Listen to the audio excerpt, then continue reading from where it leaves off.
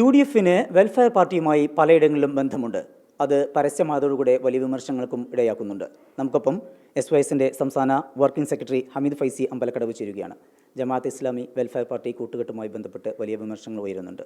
അവരുടെ രാഷ്ട്രീയ നിലപാട്, പ്രത്യേകിച്ചും മതരാഷ്ട്രവാദം ഉൾപ്പെടെ അത്തരം കാര്യങ്ങളൊക്കെ വീണ്ടും ചർച്ചയാകുകയാണ്.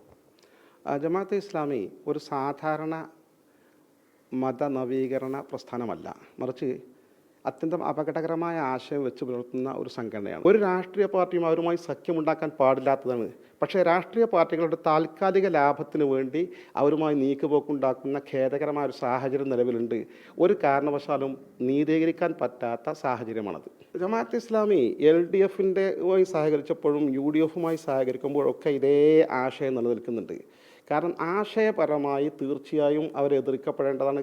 പക്ഷേ വോട്ടിന് വേണ്ടിയിട്ടാണെങ്കിൽ പോലും അവരെ മാറ്റി നിർത്താൻ ഈ പ്രധാനപ്പെട്ട പാർട്ടികളൊന്നും തയ്യാറില്ല എന്നുള്ളതും യാഥാർത്ഥ്യമാണ്. അവരിപ്പോൾ മുന്നണിയുടെ ഭാഗമായി അല്ലെങ്കിൽ രഹസ്യധാരണയുടെ ഭാഗമായിട്ടൊക്കെ അങ്ങോട്ടും ഇങ്ങോട്ടുമൊക്കെ പിന്തുണയ്ക്കുന്നുണ്ട്. അതാണ് സത്യം.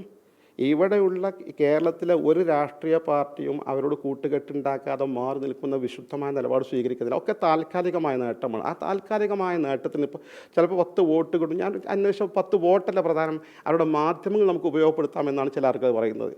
ഇതിനു വേണ്ടി അടിസ്ഥാനപരമായി കേരളം കാത്തു സൂക്ഷിച്ചു വരുന്ന മതേതരമായ ഒരു സമീപനം ബലി കൊടുക്കുക എന്ന് പറഞ്ഞാൽ വളരെ ഗൗരവതരമാണ്.